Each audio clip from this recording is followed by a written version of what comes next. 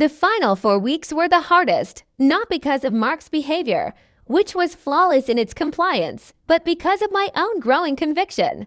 I was watching a beautifully constructed house of cards, waiting for the one card he couldn't hold up, the final piece of the challenge, which I had only alluded to previously, was the most sensitive, full, open transparency regarding his communications with the other woman. He had deleted everything, of course. When I asked him to give me access to his old cloud backups and email archives, he stalled. "Sarah, why do we need to dredge all that up? It's done." I blocked her. I haven't spoken to her in months. He looked genuinely frustrated. And the veneer of the compliant penitent began to crack further. "I need to know why you are choosing me." "Mark, are you choosing me because you love me? Or because the affair failed and I'm a convenient second option? I need to see the beginning and the end of that betrayal so I can process the emotional damage. That's the work, Mark. The pain you caused is in those messages, and I need to confront it to move past it. If you have truly repented, there should be nothing left to hide." He argued for a full day. He pleaded privacy, saying the details would only hurt me more. But I remained firm. I had anticipated this resistance. Hiding the proof wasn't about protecting me.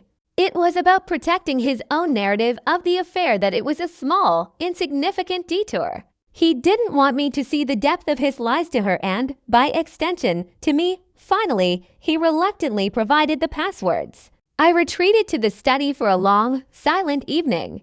What I found was devastating, not in the vulgar details of the physical betrayal, but in the sheer scale of the emotional deceit. The messages weren't rushed, desperate flings. They were planning a future, talking about meeting families, discussing my flaws with a shared, contemptuous intimacy.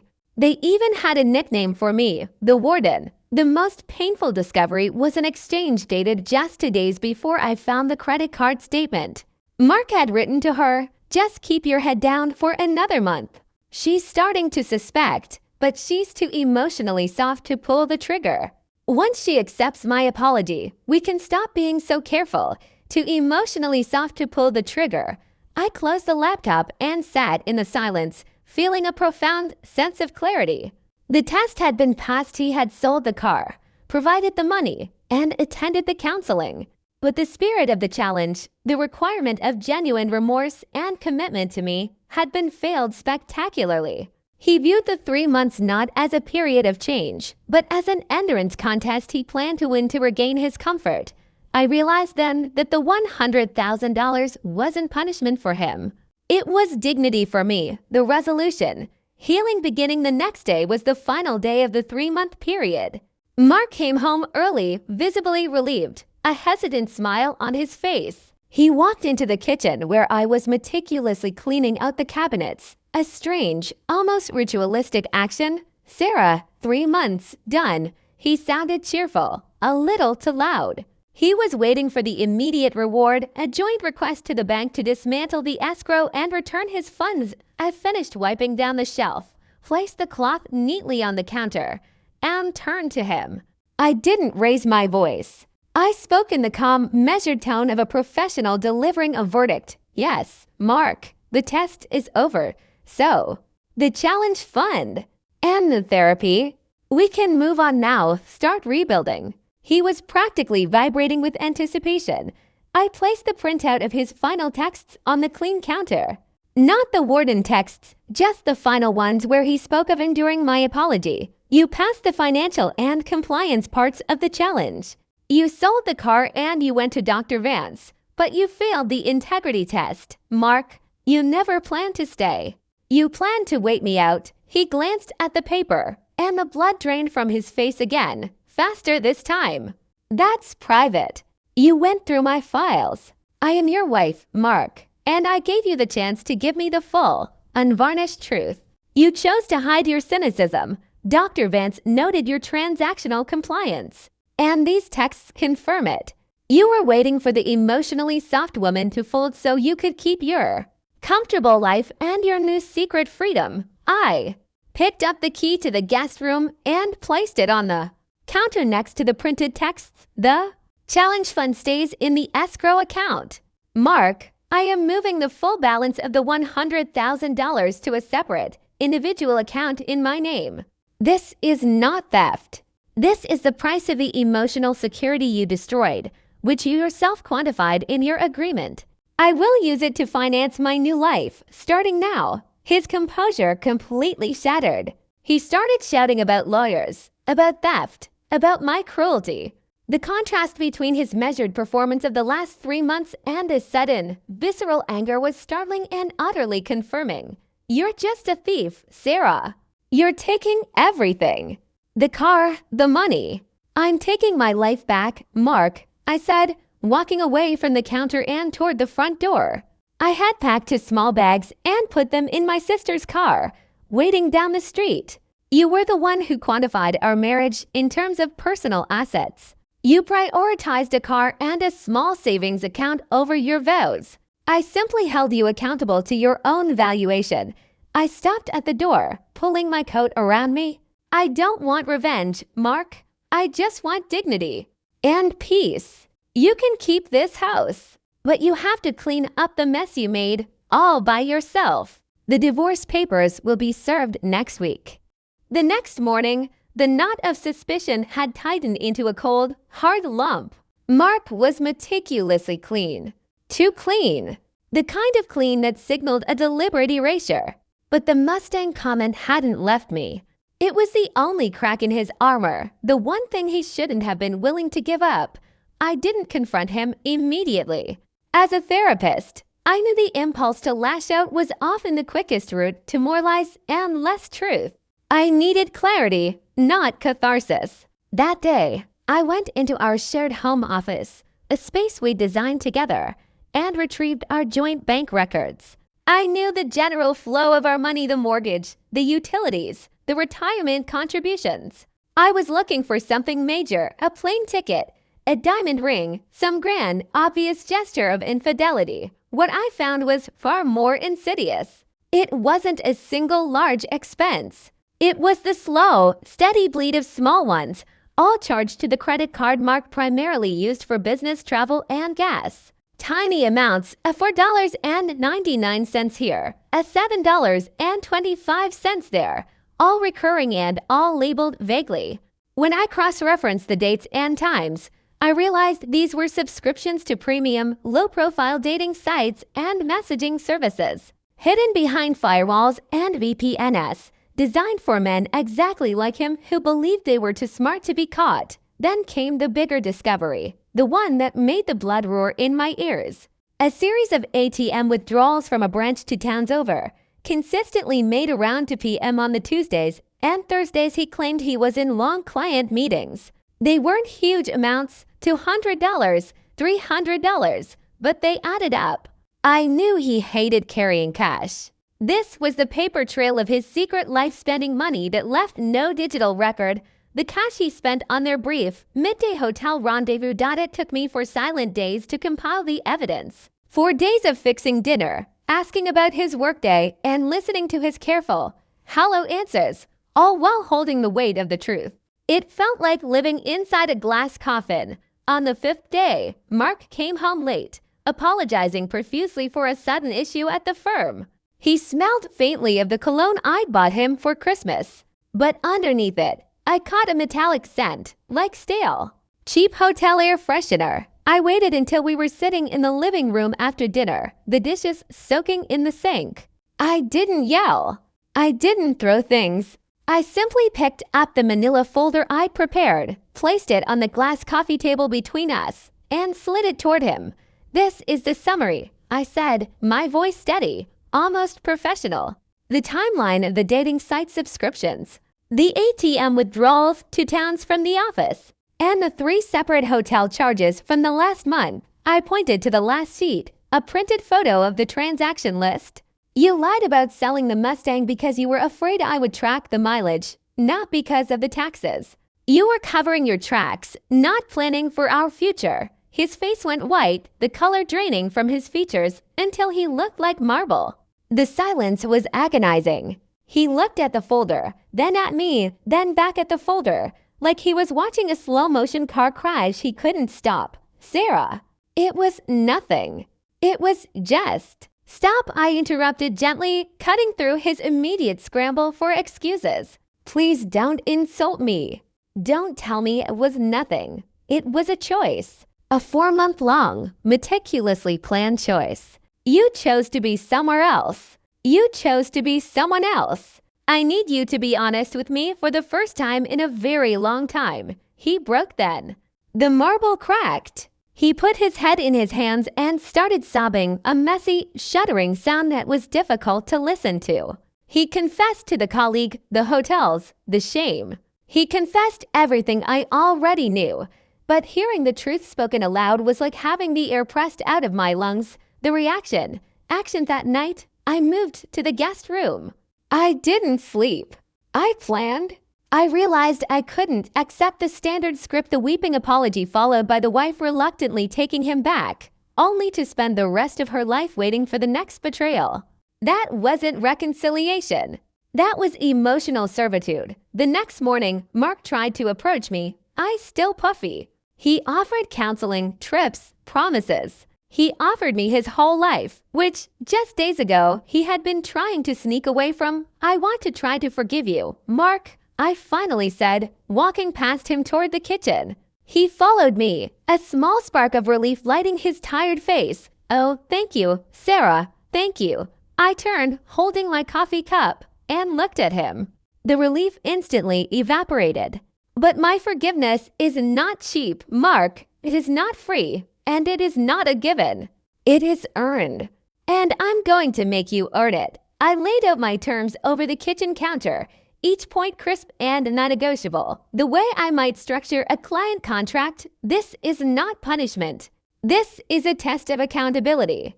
We will enter a 3-month reconciliation period. If you meet every single challenge, we will proceed with marriage counseling. If you fail any one of them, the marriage ends and you leave immediately. He nodded, desperate. Anything, Sarah, tell me. First, the practical elements. You will transfer full, exclusive control of all joint bank accounts, investments, and credit cards to me immediately. I handle all finances for the next 3 months. No questions, no excuses. Secondly, you will attend individual counseling with my chosen therapist, not yours, 3 times a week. I will have access to his notes. That's unconventional, he stammered. Lying is unconventional, Mark. Therapy is the minimum. Now for the hard part. I paused, taking a sip of coffee. The Mustang, his eyes went wide with genuine alarm, the kind of fear no amount of lying could hide. What about the car? That car, I said, pointing vaguely toward the garage where his precious crimson beauty sat, is your symbol of freedom. It's what you were polishing while you planned your escape. It is the one thing you kept separate from our life. I need that symbol gone. I need you to sell it immediately. No, Sarah, please. It's worth maybe 50,000, 60. It's an investment. I know what it's worth, Mark. It's a very prized, tangible asset. But I need more than that. The cost of your betrayal, the cost of the 4 months of emotional repair I have to undertake, is more than that car. It's $100,000 worth of commitment. I don't understand, he whispered. You will sell the Mustang. You will add another $50,000 in cash from your personal savings or investments to the profit from the sale, bringing the total to a $100,000 challenge fund. That fund will be placed in a separate escrow account that only I control. That $100,000 represents the price of rebuilding my trust and security. Mark stared at me, the confusion on his face slowly morphing into anger, then a kind of wounded disbelief. You're asking me to sell my car and drain my personal investments. Sarah, that's not reconciliation. That's financial control. That's revenge. I placed my empty coffee cup in the sink with a soft, deliberate clink. I turned to face him, leaning against the counter, my posture betraying none of the swirling pain inside me. Revenge is keying your car, Mark. Revenge is telling Emily and Thomas and every person we know. This is accountability. You broke the fundamental security of our partnership. That $100,000 is not a fine. It's an emotional insurance policy.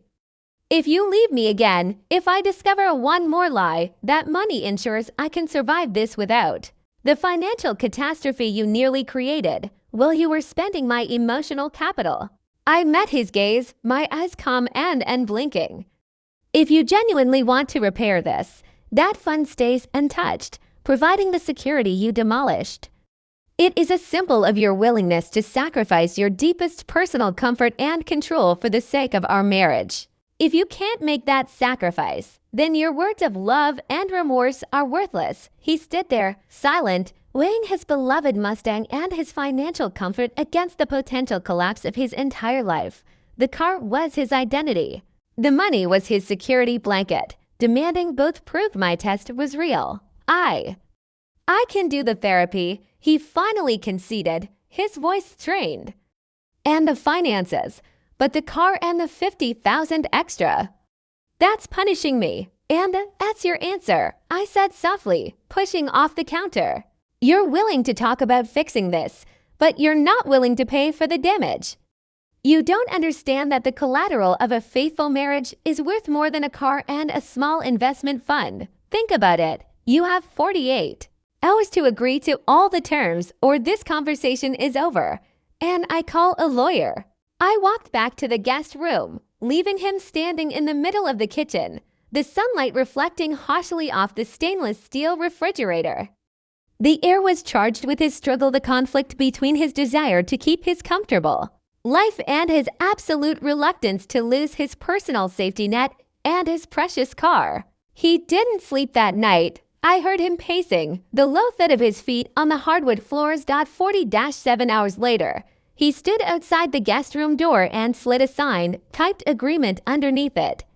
He'd signed over financial control, agreed to my therapist, and, critically, agreed to sell the Mustang and create the $100,000 challenge fund. I'll do it, the note read. I choose us. I choose you. The public consequence beginning the first month of the challenge was a steady and controlled discomfort. Mark sold the Mustang quickly, taking the process entirely offline to minimize gossip. He looked visibly hollowed out. I watched him say goodbye to the car through the garage window, a silent, wrenching moment of loss. The transfer of the money into the escrow account was done with professional grimness. The $100,000 sat there, a silent, powerful guardian of my broken heart. The harder part was the public facade. We agreed to tell our children we were simply in a period of intense marriage counseling after some difficult emotional issues. They were grown, and thankfully didn't pry deeply, but they were astute. Emily called me later that week. Mom, is Dad okay? He sounds muted. Is he having a work crisis? He's under a lot of stress, sweetie. I deflected, the lie tasting like ash. We're working through some things. It's hard, but we're committed to it. The real consequence unfolded during his therapy sessions. My choice of therapist for him was Dr. Leonard Vance, a renowned specialist in narcissistic relationship patterns and accountability. Mark went 3 times a week, a forced parade of obedience. I didn't attend, but I received Dr. Vance's progress reports. Initially, the reports were encouraging. Mark was compliant, articulate, and seemed engaged. He spoke about emotional neglect and his need for outside validation, the standard script. But then, Dr. Vance began to note a pattern. Mark would enthusiastically embrace the concept of vulnerability, yet consistently fail to produce any tangible examples of true self-reflection or remorse. He could articulate the therapeutic language, but he couldn't apply it to the true pain he had caused me. One Friday morning, Dr. Vance's summary was blunt. Mark's compliance is transactional. He sees the challenge as a time-limited performance necessary to regain his assets and control. He is showing no signs of internalizing the moral weight of his actions. His focus remains entirely on his own discomfort and the potential loss of his security, rather than Sarah's trauma. That note, arriving exactly halfway through the 3-month period, confirmed the cold logic I had built my plan around. Mark was acting committed to the marriage, but not committed to me. He was waiting for the clock to run out so he could reclaim his money and his emotional freedom, believing his performance would be sufficient. When I looked at him, truly looked at the man who had knelt before me, tears streaming down his face, I didn't see my husband anymore. I just saw a tired actor finishing his scene. And in that moment, I knew his forgiveness wasn't for me to grant, but for him to earn. My hands were folded neatly in my lap, resting on the soft, cool linen of the sofa cushion. The air conditioning was humming its low, steady rhythm, but the silence between us was deafening. Mark had been talking for almost an hour, maybe more. Words like mistake, loneliness, and didn't mean anything were floating around the room like dust motes in the afternoon sun. Visible but ultimately meaningless, he finally paused, waiting for my cue, his eyes red and swollen. I remembered how those eyes used to make me feel safe, like I was the only harbor in his storm. Now they just looked desperate. "You're asking me to forgive you, Mark," I said, my voice barely a whisper. I noticed the way his face instantly brightened, anticipating the relief he believed was coming. That flicker of entitlement, that small, arrogant hope, was what truly hardened me. Double quotes, yes, Sarah, please. It was one stupid, terrible mistake. I love you. I need you. He reached for my hand, but I shifted it, letting my fingers trace the delicate stitching on the cushion instead. "I know what you think forgiveness is, Mark," I continued, ignoring the slight tremor that started in my own throat. "You think it's a quick transaction. You confess, you cry, and I, the dutiful wife, wave my hand and erase the last 4 months of lies, the empty side of the bed, the way I found out about her from a credit card statement at a downtown hotel.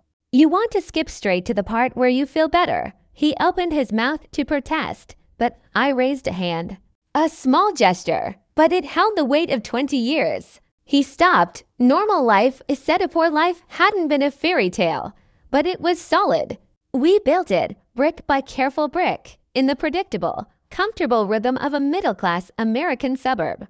I was a family counselor. I helped other people repair their broken narratives. Mark was a senior manager at an engineering firm. He loved his work, loved the measurable success, and especially loved his beautiful, restored 1968 Ford Mustang, which he kept polished until the deep crimson paint shone like wet glass. Our home was filled with light, the scent of fresh coffee in the mornings, and the quiet sound of us both reading on the porch in the evenings. We had 2 children, both grown and successfully launched: Emily, a lawyer in Seattle, and Thomas, an artist traveling in Europe.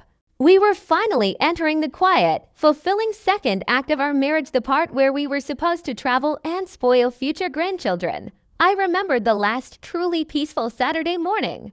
The sun was streaming into the kitchen, smelling of yeast and cinnamon as I pulled homemade rolls from the oven. Mark was outside, the rhythmic, low thrum of his power buffer singing as he polished the Mustang. He always said the car was his one vice, his one frivolous, beautiful indulgence. It was his symbol of freedom, the one thing he didn't share with me or the children. A beautiful car. A fast car. A car he took on long, lonely drives every Tuesday and Thursday evening, supposedly to meet with clients for late dinners. The detail that still clawed at me was the sound of the buffer. It was the sound of normalcy.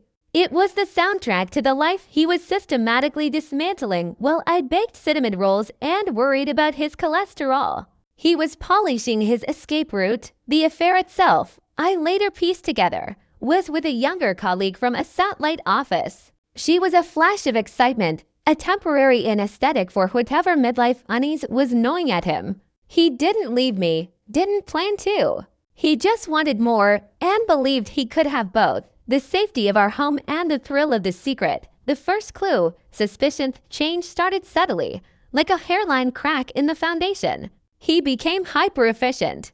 Too quiet. Before, if I asked about his day, he would offer details of frustration with a zoning board, a joke from a meeting. Now, it was just fine, busy. I started smelling a light, unfamiliar perfume on his jacket when I did the laundry. Not the heavy, synthetic kind, but something delicate, like honeysuckle and rain. I told myself it was his client's wife, or maybe a new scent a coworker wore.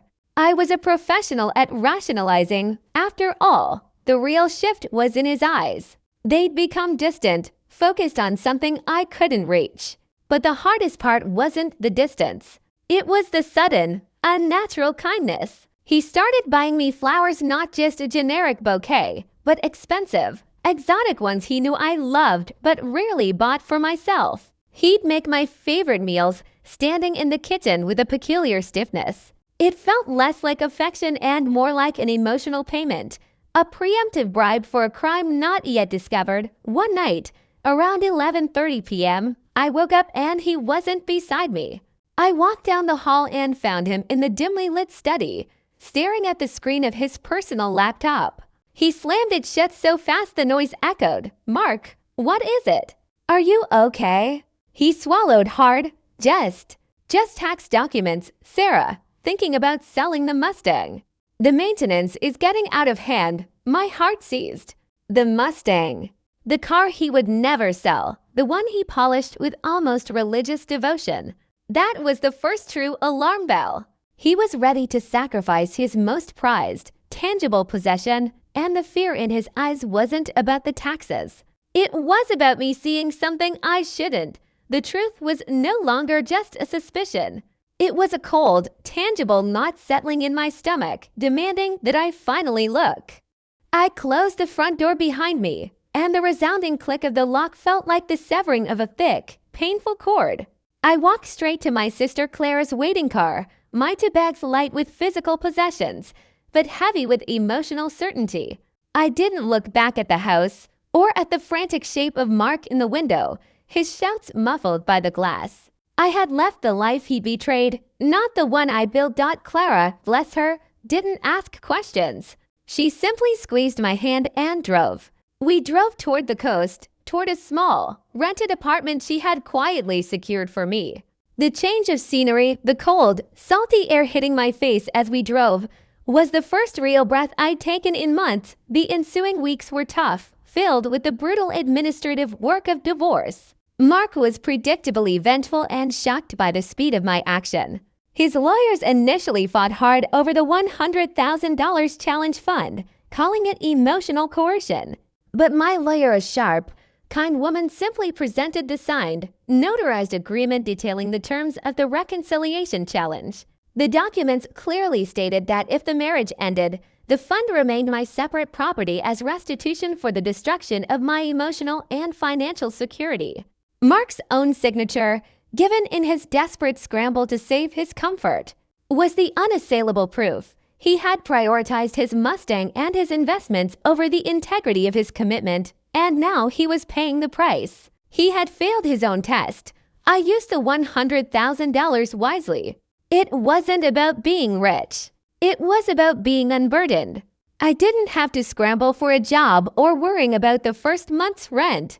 The money was my safety net, the solid ground he had tried to take away. I spent the first few weeks in deep, silent reflection, sitting by the ocean, watching the ceaseless, patient tides. The tide didn't rush, and it didn't wait. It simply came and went, erasing the imperfections on the sand. I decided my life would be like the tide, steady, relentless, and self-directed. I moved forward with the healing, the quiet kind that happens not in shouting, but in silence. My children, Emily and Thomas, were confused and hurt, but they were also adults. When I finally told them the whole, unvarnished truth that their father had been living a lie, they processed it with a grief that mirrored my own. "I'm sorry, Mom," Thomas said during a quiet phone call. "But thank you for being strong enough to choose your own dignity." That was the true moral payoff. 6 months later, the divorce was final. Mark was left with the house, which he immediately looked to sell, still looking for his financial freedom. He never reclaimed the ease and respect he once commanded. The story, told vaguely, of the very harsh terms of my forgiveness spread through our old social circle. He became the man who couldn't even sacrifice a car to save his wife, a reputation far more damaging than any public shouting match I could have initiated. Sarah, built a new life. I opened a small, specialized counseling practice near the coast, focusing on helping women reclaim their narratives after major life betrayals. The work was fulfilling, deeply rooted in the wisdom I had earned through fire. I realized my true strength wasn't in forgiving him, but in knowing my worth and demanding accountability, a lesson I now shared with others. I learned that redemption is not something you are given. It is something you claim for yourself. Closing audience connection. It's been 2 years now. I still see the ocean every day, and I still feel a quiet, profound peace. Sometimes I remember the sight of Mark kneeling on the floor, begging for the easy way out. He wanted a shortcut to reconciliation, but the truth is, some broken things can only be fixed with genuine sacrifice, and some damage requires a tangible cost. He failed to see the value in that commitment, and in doing so, he showed me the value of my own freedom. I used to think that the strongest women were the ones who could endure betrayal. I know now that the strongest women are the ones who can walk away from a comfortable lie and demand the truth of their own worth. I set a boundary, and I held to it, not out of malice, but out of self-preservation. That $100,000 wasn't revenge.